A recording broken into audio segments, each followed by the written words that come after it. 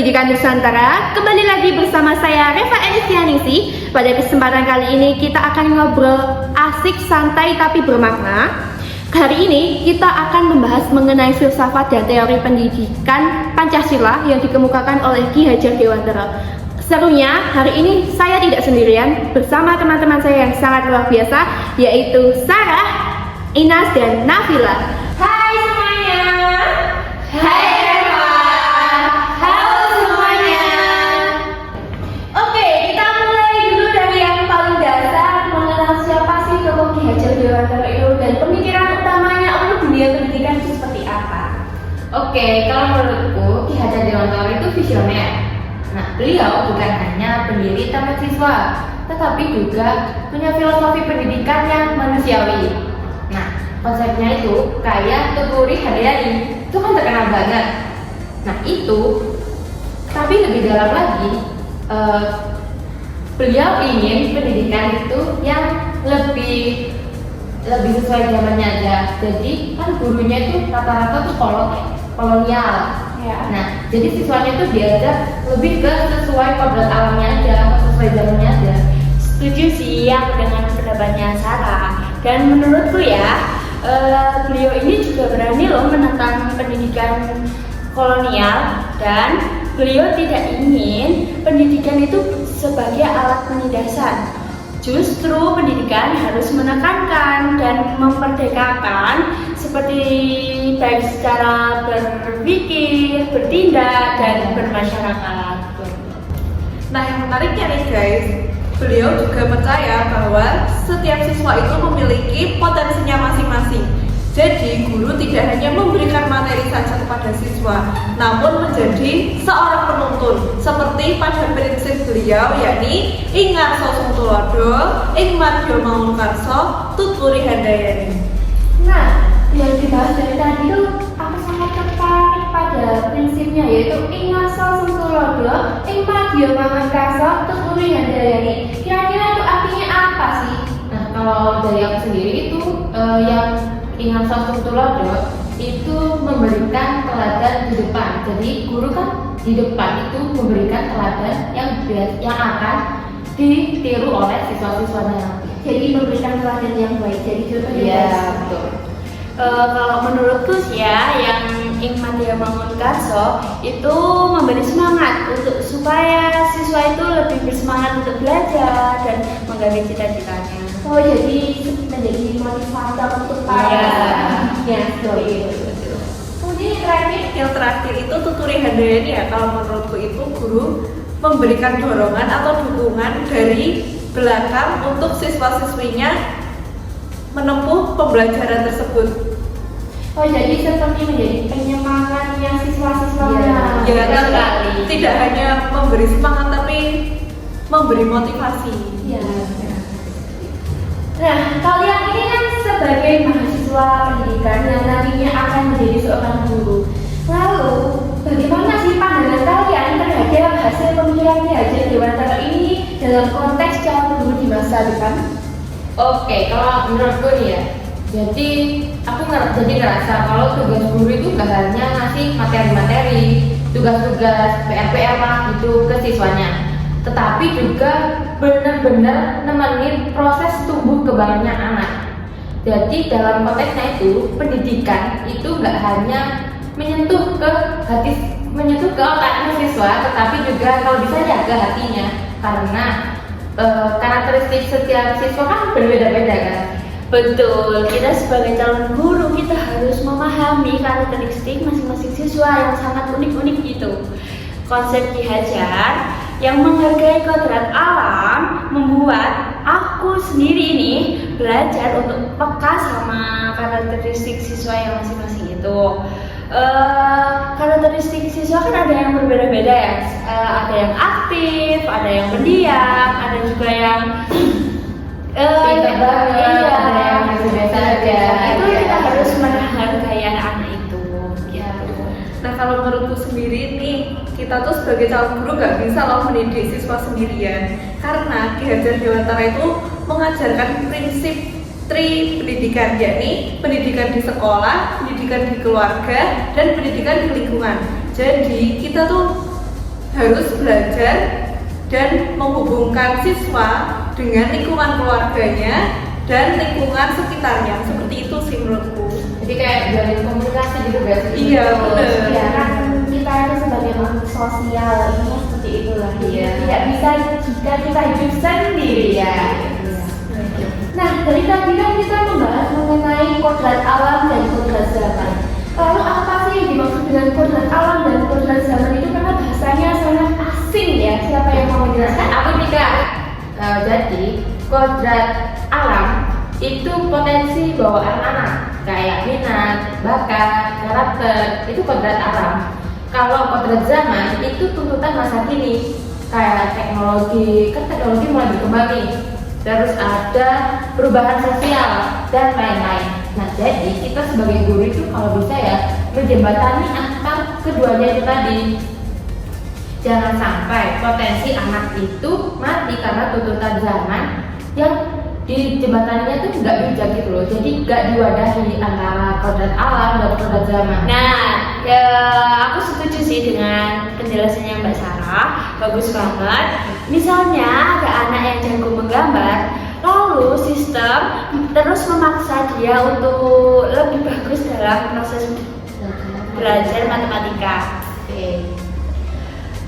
Kalau pakai pendekatannya Ki Hajar, kita itu harus dukung dia berkembang dari kekuatannya itu, sambil tetap mengenalkan dia ke kebutuhan zaman yang sekarang. Oh, jadi dari penjelasan kalian tadi, berarti Ki Hajar Dewantara itu memberikan pandangan bahwa saat kita memberikan pembelajaran itu harus sesuai dengan kebutuhan zamannya. Misalnya sekarang ini kan zaman teknologi, jadi kita harus menggunakan teknologi juga untuk mengajar mereka. Iya, ya tapi di dalamnya itu nggak hanya tentang kodrat zaman. Kan kalau zaman memang terus berkembang. Tapi kita juga harus tetap menjembatani antara kodrat zaman dan kodrat alam. Contohnya tadi kayak yang anak pintar gambar, tetapi sistem itu terus menuntut dia untuk bisa matematika. Karena seperti yang kita dengar biasanya nih, kan kalau misal ada anak yang jago melukis, jago gambar, itu biasa aja. Tapi kalau ada anak jago matematika, wih, anak pintar banget gitu kan. Nah, itu kesenjangan antara kodrat zaman dan kodrat alam, di mana gak semua anak pintar itu hanya bisa matematika. Tetapi kan karakteristik anak, balik lagi nih di karakteristik anak yang beda-beda. Jadi anak juga harus pintar dalam matematika, tetapi juga yang lainnya itu juga dianggap pintar. Padahal kalau kita melihat itu, anak itu bukan hanya bisa dikatakan pintar dari aspek akademik, tapi juga bisa dikatakan pintar dari aspek non akademik. Karena sejatinya prestasi itu tidak hanya digapai melalui potensi akademik, namun juga bisa digapai melalui prestasi non akademik. Jadi jangan kolot kalau hanya anak pintar itu melalui prestasi akademiknya saja. Dari tadi yang kita bahas adalah gagasannya dari Ki Hajar Dewantara. Tapi kita belum membahas implementasinya atau praktik langsungnya, khususnya di sekolah desa. Bagaimana calon guru di masa depan? Kita sebagai guru tuh harus memberikan kebebasan berekspresi untuk siswa ya. Contohnya nih di pembelajaran seni budaya, kan kita sebagai guru bisa memberi wadah atau menyediakan wadah dan tema yang sesuai diminati siswa kan. Nah itu sesuai prinsip pendidikan yang menuntun, bukan memaksa. Nah betul Mas, aku pernah lihat di sekolah praktik. Nah jadi gurunya tuh membuat proyek berbasis lingkungan. Siswa itu diajak observasi di sekitar sekolah. Setelah siswa eksplorasi dan observasi, disuruh membuat laporan sederhana. Nah itu mendekatkan mereka dengan konteks kehidupan nyata, di mana konteks ini seperti yang diajarkan Ki Hajar Dewantara pada lewat konsep pendidikan berpihak kepada kehidupan. Kalau aku sih fokusnya ke pembelajaran tematik. Di SD itu ya, kita udah pakai pendekatan tematik integratif, dan itu pas banget sama semangatnya Ki Hajar Dewantara. Anak belajar tidak dipisah-pisah dalam mata pelajaran. tetapi digabung dalam satu konteks. Ini membuat anak yang lebih semangat untuk menjalankan pembelajaran. Wah, sangat keren-keren sekali contoh-contoh yang sudah kalian berikan. Tapi selama kalian menjadi mahasiswa pendidikan ini, kalian merasa apa tidak bahwa nilai-nilai yang dikemukakan oleh Ki Hajar Dewantara di sekolah masih banyak tantangannya? Masih banyak sih ya. Iya banget sih, karena tuh aku merasa guru masih terjebak dengan tekanan kurikulum dan penilaian. Jadi pendekatannya tuh lebih ke mengejar target, bukan membimbing. Saat ini sih aku ngerasa guru itu kebanyakan tuh menjadi pengajar aja, bukan membimbing siswa-siswinya. Nah, ya, dan juga soal sistemik. Masih banyak nih ya dijumpai sekolah-sekolah tuh yang masih formal atau kaku. Nah, contohnya tuh pada kedisiplinan. Jadi siswa itu lebih banyak disuruh diam, duduk, dan patuh terus nih ke gurunya. Padahal Ki Hajar sendiri itu pinginnya itu pendidikan yang merdeka. Tantangan lainnya juga ada di sisi orang tua loh. Belum semua paham apa itu pentingnya kolaborasi.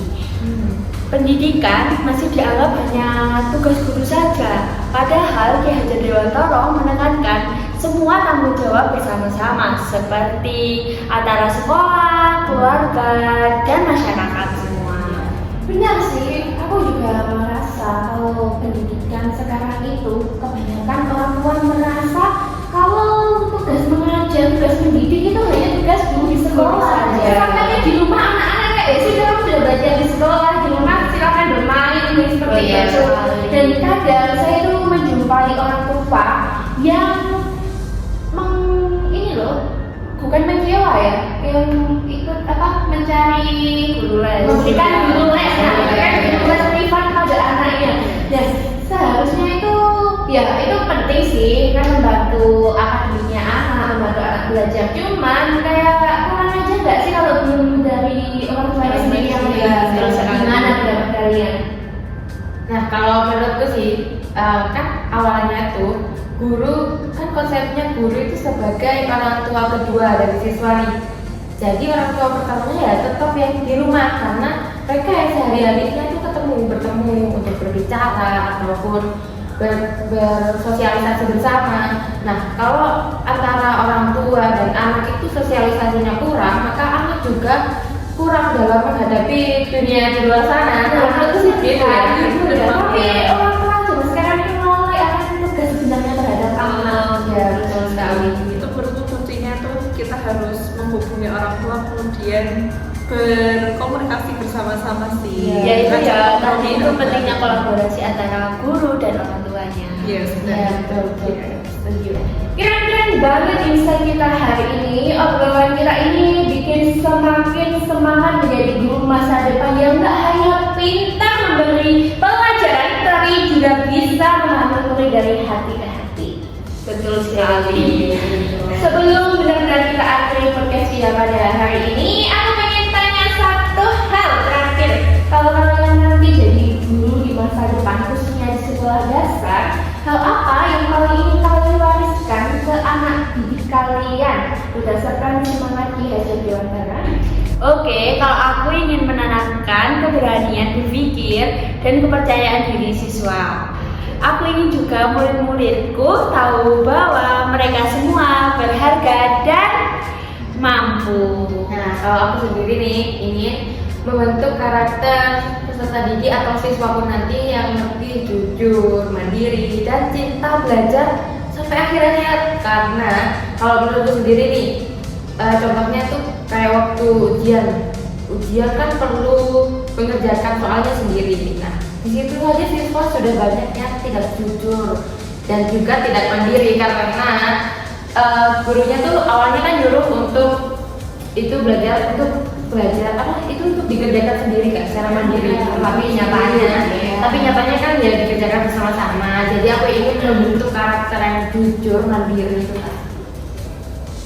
Kalau aku sendiri sih ingin menghadirkan ruang belajar dengan penuh cinta tanpa penuh tekanan. Kalau menurutku ya anak-anak tuh bisa bertumbuh dengan utuh tanpa adanya tekanan tersebut. Jadi belajar itu tidak terasa membosankan dan tidak terasa menekan. Tidak menakutkan. Iya, seperti itu kan biasanya anak-anak sekarang kan takut untuk belajar ya. Iya, kebanyakan sampai ada yang tidak mau berangkat ke sekolah, Iya. takut pada gurunya gitu kan ya. Takut pembelajarannya juga bisa loh. Kalau Iya, sekali biasanya contohnya tuh kayak matematika. Iya. Matematika itu nggak menyenangkan ya kalau di dunia Iya. nggak menyenangkan. Terus kan. Nanti kamu jadi guru jangan jadi guru yang menyenangkan.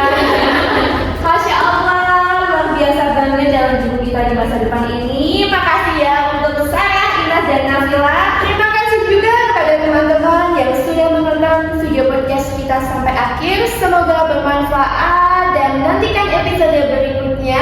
Seperti kata Ki Hajar Dewantara, Tuburi Handayani di belakang memberi dorongan. Sampai jumpa.